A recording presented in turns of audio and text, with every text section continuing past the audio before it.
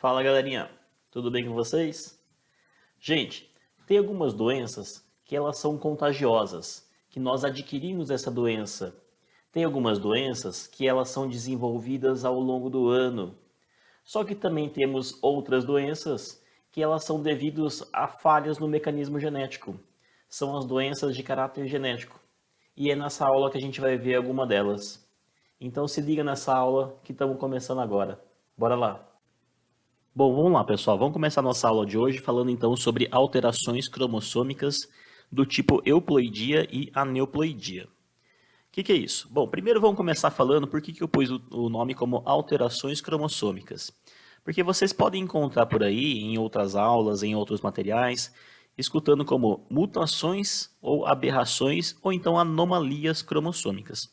O nome é válido, né, para todas essas aí. Eu prefiro utilizar o termo alterações cromossômicas só porque para não parecer meio pejorativo, né, falar que uma pessoa, talvez um conhecido seu, tenha uma aberração cromossômica, tá? Eu acho meio pesado. Então, só para uma questão aí de nomes, eu prefiro usar alterações cromossômicas. E elas podem ser de duas formas. Elas podem ser do tipo numéricas e estruturais. Tudo bem? Essas, tanto a numérica quanto a estrutural, elas vão envolver cromossomos autossômicos, cromossomos sexuais, ou até mesmo os dois, autossômicos e sexuais. Tá? Você já vai entender, né, o porquê de cada um desses. Bom, as alterações do tipo numéricas, elas podem ser do tipo que vai alterar todo o conjunto, né, de um cromossomo ou um conjunto inteiro, tá? Que é do tipo aneuploidia ou euploidia. É isso que nós vamos ver na aula de hoje, tá? Então vamos ver certinho qual que é a diferença então de aneuploidia e euploidia. E eles mexem então com o cromossomo inteiro, tá? Já as estruturais, elas vão mexer em partes do cromossomos. Tá? Então, eles vão ser de 4 tipos, de deleção, duplicação, translocação ou inversão. Tudo bem? Essas alterações cromossômicas do tipo estruturais, nós não vamos ver nessa aula de hoje.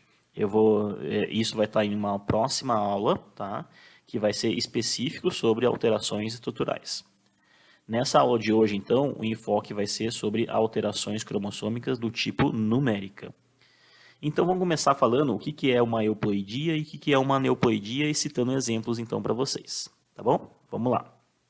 A euploidia, elas são alterações, então, que elas causam modificação em todo o genoma. Tá? Então, vocês sabem muito bem que nós temos 23 pares de cromossomos, totalizando 46 cromossomos. Então, esses cromossomos, eles estão sempre aos pares. Um, né, cromossomo de cada par veio do nosso pai e o outro cromossomo de cada par veio da nossa mãe. Tá? Então, quando você tem uma alteração do tipo euploidia, o que acontece? Um conjunto inteiro vai vir para uma pessoa ou vai ser deletado dessa pessoa. Tudo bem? Então, a pessoa ela pode ter, por exemplo, a deleção de 23 cromossomos, um cromossomo de cada par. Tá? E aí ela vai ter só 23 cromossomos, chamado de monoploidias. Tá? Ou então a pessoa ela pode ter um conjunto inteiro, né, 23 cromossomos a mais. Tá? Então, ao invés de ter, né, pares, eles vão ter trios de cromossomos. É isso que eu representei nessa imagem aqui ao lado. Aí, se ela tiver 3 cromossomos para cada, né, regiãozinha, então são trios, ela vai ter uma triploidia. Tá? Ela pode ter, inclusive, 4, né, tetraploidias e assim por diante. Só que cada vez que nós vamos aumentando a quantidade de cromossomos aí, mais raro vai ficando. Tá? Bom, então nós podemos ter, né, essas euploidias por deleção ou por adição de mais, né, mais aí cromossomos. Nas euploidias, então, em humanos, né, elas podem, a maior parte das vezes quando ocorre, ocorre uma adição de né, de um cromossomo a mais para cada par. Então, ocorrendo uma triploidia. Tá? E essas alterações, elas levam à morte, né, do feto. Então, ele não chega nem a nascer. Então, a gestante que estiver ali, né, com o feto, ela vai abortar esse feto logo nas primeiras semanas de gestação.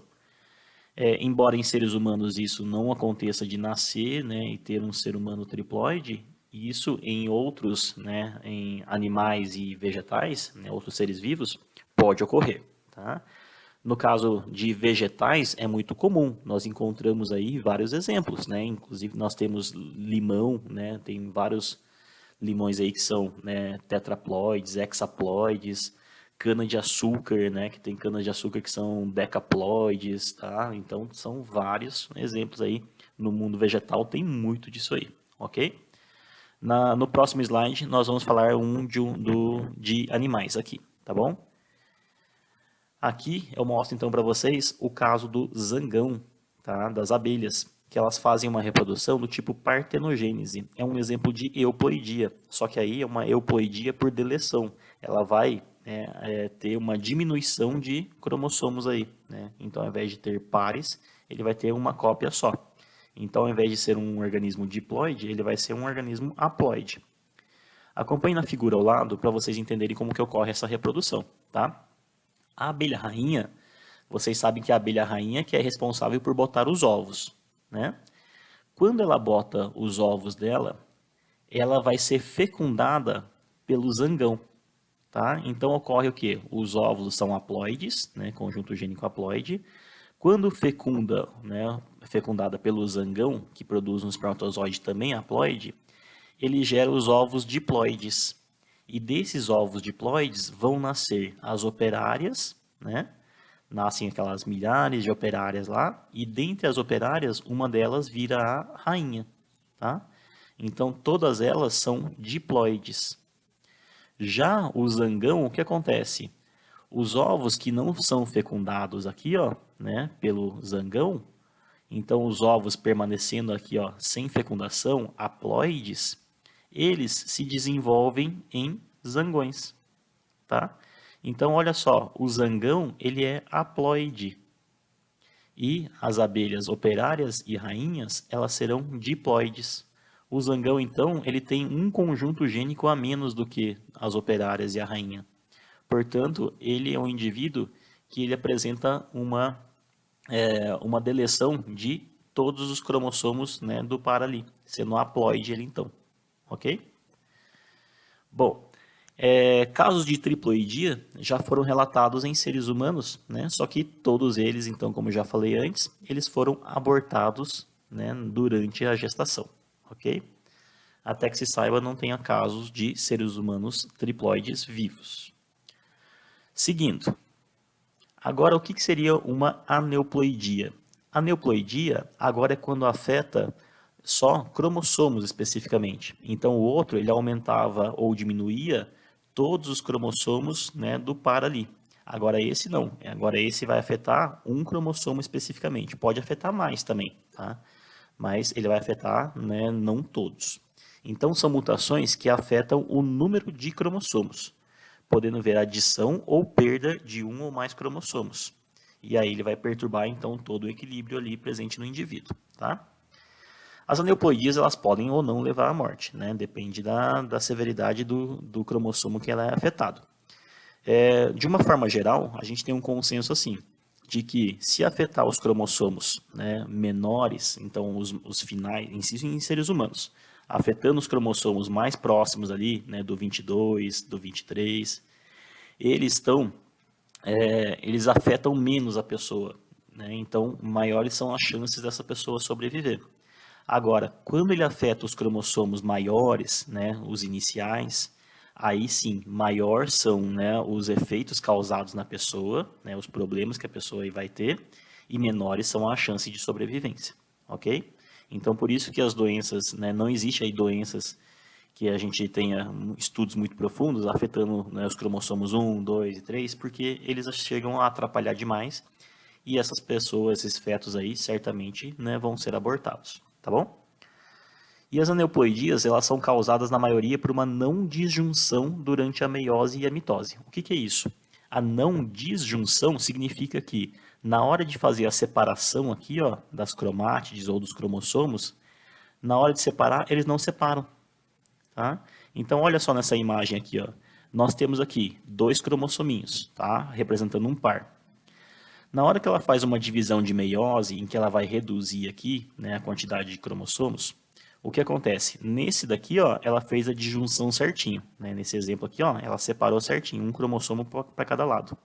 Nesse outro exemplo aqui, ó, ao invés de separar um para cada lado, o que aconteceu? Veio 2 para um lado e nenhum para o outro. Então, isso aqui é uma não disjunção. Tá? Isso aqui é uma não disjunção do cromossomo homólogo. Então, ficou os dois juntos de um lado e no outro não foi nada. Tá? Aí, quando ele se separa aqui, essas células de novo, né, vira aqui, ó, fazendo a divisão normal, ficou 2 cromossomos para um lado e 2 cromossomos para o outro. Tá? E aí, ele, ao invés de fazer uma célula haploide, ele formou o quê? 2 células diploides aqui. Essa daqui não forma nada, né? Porque não tem material genético nenhum. Só que essa não disjunção, ela pode ser também na hora da separação das cromátides irmãs, tá? Aí aqui o que acontece? Separou os cromossomos homólogos um para cada lado. Aí esse, né, homólogo aqui, ó, ele separou em 2 cromátides e formou 2 células haploides, tá? Agora aqui, ó, ocorreu a não disjunção. Então, ele não separou as cromátides, veio as duas para o mesmo lado. Então, ele ficou o quê? Um organismo aqui, ó, com 2 cromossomos para esse e nenhum para esse outro aqui, tá? Então, quando se fecunda, né, essas células aqui, ó, que sofreram uma não disjunção, elas acabam levando cromossomos a mais para o indivíduo, né, para o zigoto. E aí é que gera essas alterações por aneuploidias, tá bom? Bom, aqui eu coloquei também, né, os casos mais comuns acontecem quando tem a soma, né, de um cromossomo a mais, chamado de matrissomia, tá? Não confundam com triploidia, tá? Uma triploidia seria uma euploidia. Uma trissomia é um exemplo de uma aneuploidia, tá? Ou quando tem a deleção de um cromossomo, aí chamado de monossomia, né? Quando deleta um, tá? Também não confundam com os haploides, tá? Aqui é monossomia e o outro é trissomia. Bom, vamos lá. Aqui eu coloquei para vocês, né, uma representação de um cariótipo, tá? Que ele mostra para nós um exemplo de uma trissomia bem famosa. Vocês conseguem, olhando aí o cariótipo, ó, mostra que é um cariótipo de seres humanos.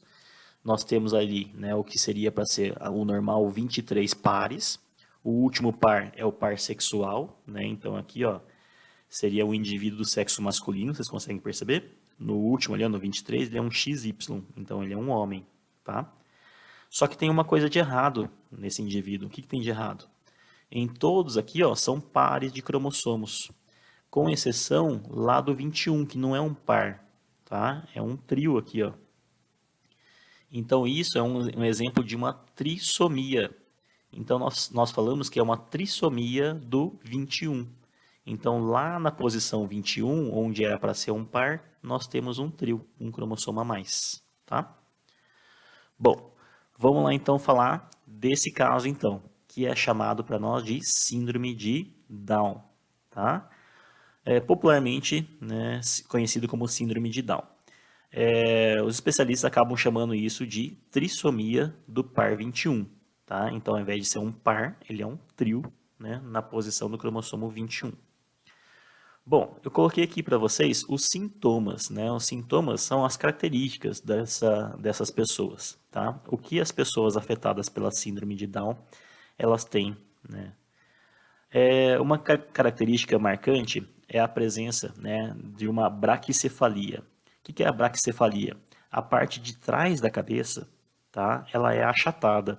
Então, ela não forma aquela curvatura da nuca, né? Depois indo para a cabeça. Ela não forma uma curvatura, ela é meio que reta, tá? Achatada naquela posição. Isso é chamada de braquicefalia, muito comum para pessoas com síndrome de Down. O contorno dos olhos, ele tem um leve achatamento, né? Fica com o olhinho mais puxadinho, né? Fechadinho. Um nariz pequeno, tá? O nariz é pequenininho, também é meio achatadinho.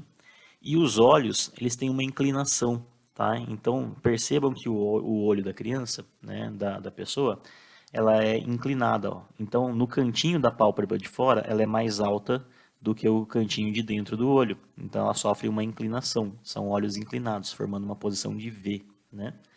Isso é bem característico dessas pessoas também. E elas também têm uma prega, né, na pálpebra. Então, lá na dobrinha, né, da pálpebra, ela tem uma preguinha, uma dobrinha ali, tá? Nessa posição do olho. A boca, ela é pequena e geralmente essa pessoa ela tem uma boca entreaberta e ela fica com a língua, né, constantemente com a língua para fora. E essa língua, ela é uma língua mais grossa, né, e ela tem um sulco, ela tem uma marcação bem nítida, né, bem na região central, no meio, né. O palato dela é mais estreito, tá? Então o palato seria ali o céu da boca, né? Ele é mais estreito e tem uma má formação dentária. Muitos deles, então, os dentes são bem tortinhos ou mal formados, tá? Coloquei aqui para você, tem mais características, tá? Mas antes eu pus aqui para vocês uma pequena observação, antes de falar das demais características, para falar aqui como que acontece esses casos de síndrome de Down, tá? Então, tem uma estatística que fala que 60% dos casos, né, de pessoas, né, com síndrome de Down foram por quê? Porque as mães, né, elas tinham uma idade acima de 30 anos durante a gestação.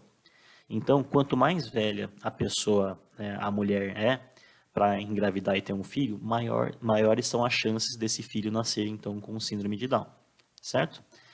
A estatística ela gira mais ou menos em torno de a chance de 1 a cada 3 mil, tá? Quando as mulheres têm menos de 30 anos de idade. Olha só como vai aumentando. As mulheres de 30 a 35 anos, antes, né, era uma de a cada 3 mil, agora cai para 1 para 600. Cai não, aumenta, né? Aumenta a chance, tá? Um caso a cada 600 nascimentos para pessoas com 30 a 35 anos de idade. E se for acima ainda, ó, com mais de 45 anos de idade, olha a chance, né? Ela aumenta para um nascimento a cada 50. Então a chance é de uma pessoa a cada 50 ter síndrome de Down, tá? Então quanto mais velha a mulher fica para ter a gestação, maiores são as chances de nascer um filho afetado por síndrome de Down, ok? Continuando, mais algumas características, né, dessas pessoas, ela tem um pescoço, tá, curto, né, e largo. Então, um pescoço curtinho, mais grosso, e forma uma dobra da pele na região da nuca, tá? Então, é um excesso de pele na região da nuca. Geralmente, essas pessoas têm um pouquinho de sobrepeso, né, então acaba acumulando gordura na região abdominal. As mãos e os pés são bem pequenininhos, curtinhos, tá? O dedo do pé apresenta, o dedão, né, apresenta uma distância para o segundo dedo, né? Então o dedão é bem separado do outro dedo, tá? E uma característica interessante é que no dedinho mínimo, né, o dedinho da mão ali, ele apresenta uma falange a menos, tá? Então nessa dobrinha, se você olhar para o seu dedinho, né, você vê que o seu dedinho ele possui 3 pontos de dobra ali, ó, tá? Na pessoa com síndrome de Down, ela tem dois pontos de dobra só, tá? Por quê? Porque ele não tem uma falange. Tá? Eles apresentam uma prega, né, na palma da mão bem marcada, do começo ao fim, tá? Então ela tem uma dobra na palma da mão bem marcadona, tá? Que é o que a gente chama de linha da vida, né? A nossa geralmente ela é bifurcada, né? A de pessoas com síndrome de Down ela é única e reta. E a genitália pouco desenvolvida, né? Então meninos têm uma atrofia de pênis e testículos e as meninas têm uma atrofia de óvulos, né? Então elas podem não ovular ou se ovula tem um ciclo menstrual bem desregulado, tá bom? Aqui eu coloquei então para vocês darem uma olhadinha nas características, né? Isso é só algumas delas, né? Olha, o pescoço ele é mais curto, mais grosso e forma dobras de pele, tá? A língua ela é sulcada, aqui no meio ela apresenta um dobramento bem marcado da língua, tá? Ela é maior, né, em relação a ser bem larga, tá? O palato o palato estreito e a dentição mal formada, tá? As mãozinhas elas são curtas e olha como esse sulco da mão que eu falei para vocês, ó, ela é bem marcada do começo até o fim, ó. É uma linha transversal bem marcada aqui, tá? Nesse daqui ele representou até errado, né? Aqui ele está com todas as falanges. Mas aqui o que eu falei para vocês, ele só tem uma falange a menos, então o dedo dela, o dedinho, dobra só nessa posição aqui no meio, tá? Orelhas, né? Elas têm uma orelha também que às vezes é mal formada, mas ela tem uma implantação bem baixa, né? Então a posição da orelha ela é mais baixa em relação a pessoas normais, tá? E o dedinho aqui, ó, o dedão do pé dela, bem separado do segundo dedo aqui, tá? Pés também curvados, tá? É uma outra característica. Apresenta aqui, ó, o olho dela, como né, apresenta dobras aqui na pálpebra.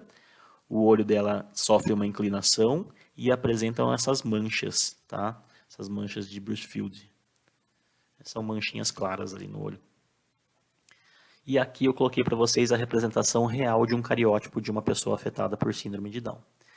Então, ó, como é que ficaria? Isso aqui é a fórmula, né, de representação que a gente põe do cariótipo. Então, uma pessoa normal teria o quê? 46 cromossomos.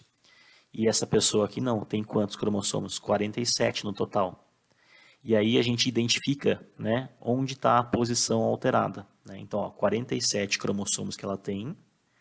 Ela é uma pessoa do sexo feminino, então ela é XX. E o cromossomo a mais aqui, ó, que nós temos, está onde? Está na posição 21, mais 21. Então é assim que a gente representa um cariótipo afetado então pela síndrome de Down. 47 cromossomos no total, identificação do sexo da pessoa e onde nós temos o cromossomo a mais, tá? Na posição 21. Beleza? Então aqui, ó, mulher, que ela tem os 2x, e lá na posição 21, aqui, ó, tá? Nós temos 3 cromossominhos aqui, ó. 1, 2, 3. Seguindo. Agora vamos falar de outras doenças, falar um pouquinho mais rapidamente, porque essas aqui já são menos frequentes, tá? Quando agora afeta os cromossomos sexuais, tá? Então aqui essa síndrome, ela é chamada de síndrome de Klinefelter. Ela é uma trissomia do cromossomo 23, do par sexual, tá? Então ela tem, lá no par sexual, ao invés de ser XX, né, ou XY lá, ela tem um cromossomo a mais. Nesse caso, é quando a pessoa é um homem, né, XY, e ela tem um cromossomo a mais. A incidência dele é 1 a cada 1000 nascimentos, então já é mais raro de acontecer, mas mesmo assim nós temos. Tá? Característica mais comum, tá? Essas pessoas são estéreis, ou seja, não são férteis, não conseguem ter filhos. Ela possui uma estatura elevada, são pessoas altas, são pessoas magras e elas têm o braço muito longo. Tá? Então, o comprimento do braço dessa pessoa é extremamente longo. A figura está em espanhol aqui, com, né, as legendas aqui em espanhol, mas dá para entender. É que foi a melhor que eu consegui achar em relação à definição de imagem. Tá? Apresentam uma atrofia de pênis e testículos. Tá? Então, o pênis e os testículos são atrofiados. Ela tem pouca pilosidade na região do pubis, tá? Então os pelos pubianos, ela tem uma implantação bem baixa, né? Então ela não tem muitos pelos pubianos na região aqui superior. Apresenta uma diminuição no crescimento de barba, então essas pessoas não têm barba, porque ela tem uma redução também na produção, como é testículo atrofiado, atrofia também, diminui também a capacidade de produção de hormônios sexuais, né, masculinos, testosterona. E aí não tem crescimento de barbas, e tem uma grande produção também de hormônio estrógeno, tá? Estrogênio. E isso aumenta também algumas coisas, como a ginecomastia, crescimento de mamas, tá? Então, o crescimento de mamas aqui, ó, evidenciado, são homens, tá? Mas ele apresenta um crescimento de mamas em homens, chamado de ginecomastia. E aqui os níveis de testosterona reduzido, tá bom? Então essas são as características da pessoa com uma síndrome chamada de Klinefelter. Aqui então eu pus a figura para vocês, tá? Com os aspectos apontados aqui. Ok? Aqui a gente vai ver então agora como fica o cariótipo dessa pessoa. De novo, novamente, ó, todo mundo são 23 pares, tá? Então ele teria que ter todos os 23. Só que onde era para ter o par 23, olha só, ele tem um cromossomo a mais, são 3. Ao invés de ser um homem normal, XY, ele é o quê? Ele é um XXY, tá? Então a representação fica como, ó, 47 cromossomos no total e na identificação do sexo dessa pessoa, nós já colocamos qual é o cromossomo que ele tem a mais, ó, XXY, tá? Quando afeta o par sexual. Então essa que é a representação, né, do cariótipo dela, 47 XXY, tá bom? Seguindo. A próxima agora representa uma deleção de um cromossomo no par sexual, é uma monossomia do 23. Ela afeta 1 a cada 3.000 nascimentos, é mais raro ainda. É chamado de síndrome de Turner, tá? A mortalidade nessas pessoas afetadas por essa síndrome é muito alta, tá? Então, as pessoas que chegam à idade adulta, elas têm uma estatura baixa, tá? Então, elas são, agora, contrário de Klinefelter, né? Elas são baixinhas. Ela tem um pescoço alado, né? Que ela chama, então, assim, o pescoço ele é curto, né? E o trapézio dela é maior, então forma um arco aqui, né? Ela possui retardo mental, implantação baixa do cabelo na nuca, né? Então, o cabelo, ele cresce até uma região bem para baixo aqui na nuca, tá? Não tem características sexuais secundárias femininas, tá? Porque ela é uma mulher, tá? Mas ela não tem características sexuais secundárias, porque os ovários dela, ela fica atrofiado e ela não produz hormônios sexuais direito. Então, todas as características sexuais secundárias acabam sendo prejudicadas. Quais são?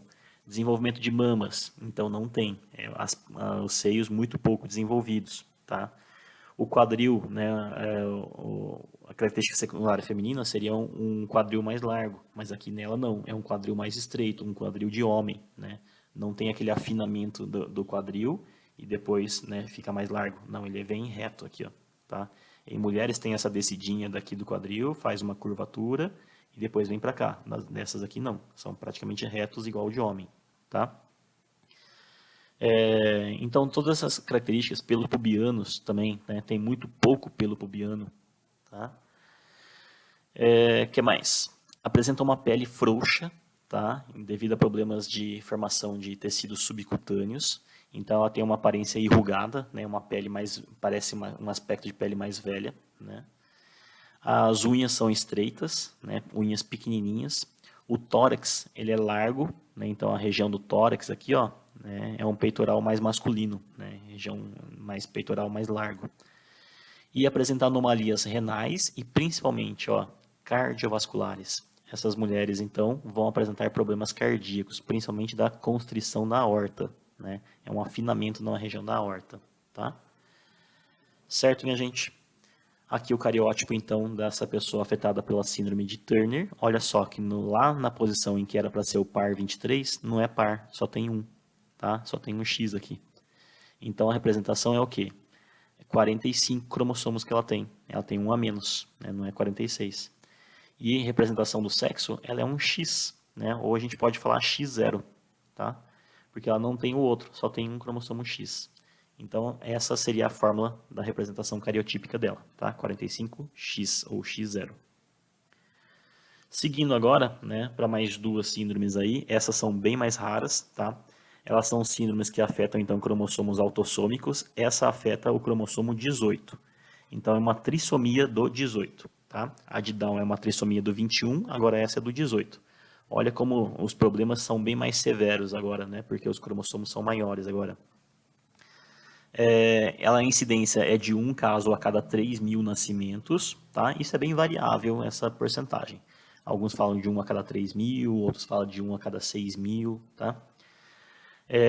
A morte geralmente ocorre de 3 a 4 meses de idade, então não chega nem a completar um ano de vida, tá? Mas, se bem cuidado, né, se com cuidados médicos, tudo, ela pode chegar até 2 anos, tá? No máximo. Retardo mental e físico, tá? Então ela tem problemas de crescimento, tem problemas de desenvolvimento cognitivo, tá? Problemas cardíacos severos que levam à morte da pessoa. O crânio ele é alongado, né? Apresenta um crânio bem comprido. O pavilhão das orelhas é dismórfico, é mal formado, tá? Então o pavilhão auditivo, o dobramento da orelha, ele é bem mal formado. Boca pequena e triangular. O dedo indicador, ó, essa posição é bem característica. O dedo indicador dela, ele é maior do que os outros, né? O indicador. E o dedão, ele fica flexionado, geralmente sobre o outro dedo, tá? Então ele fica flexionado sobre o dedo médio. Ele tem a mãozinha mais fechadinha, ele fica com a mão fechada, e o dedão sobre o dedo médio e o indicador por cima. Então ele fica com a mãozinha dobrada desse jeito. É do jeito que está aqui na foto. E os pés, eles têm uma implantação arqueada, né? O pé sofre um arco aqui assim, ó, né? E as unhas são mal formadas e pequenas, tá? Atrofiadas. São características da pessoa com síndrome de Edwards. Então, se eu falei para vocês que é uma trissomia do cromossomo 18, ó, então lá vai ter o quê? Na posição 18, olha só, tem 3 cromossomos aqui, tá? A representação, então, vai ser 47 cromossomos. Essa pessoa aqui, ó, é um cariótipo de uma mulher, XX. E onde está esse cromossomo a mais aqui? Lá na posição 18. Então, ela tem, lá no mais 18, ela tem um cromossomo a mais, tá bom? Essa é a representação cariotípica, então, de pessoas afetadas por síndrome de Edwards. Partindo para a última, síndrome de Patou, tá? É uma trissomia do cromossomo 21, tá? Ela é mais rara ainda, né? É de 1 a cada 6 mil, outros falam que é de 1 a cada 8, de 1 a cada 10 mil, tá? 45% deles falecem após um mês de vida, quando chega a nascer, né? Muitos são abortados. 70% aos 6 meses, né, de idade, e menos de 5% sobrevivem mais de 3 anos, tá? Então, muito deles morrem aí, né, nas idades iniciais, tá? Bom, eles apresentam malformação do sistema nervoso central, tá? Então, tem uma série, né, debilidade mental, tem problemas cardíacos congênitos, né, uma má formação de problemas do coração, então, tá?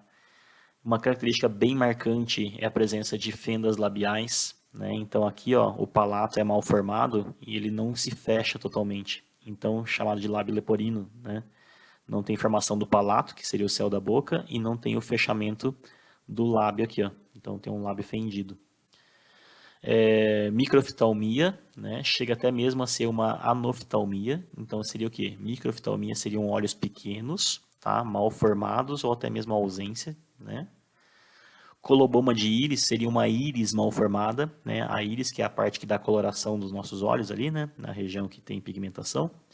E ela é mal formada. Daqui, ó, se vocês conseguirem ver, ela tem uma malformação na parte de baixo e faz com que a pupila, que seria o pontinho preto no meio, ela seja alongada, ó, vindo para baixo.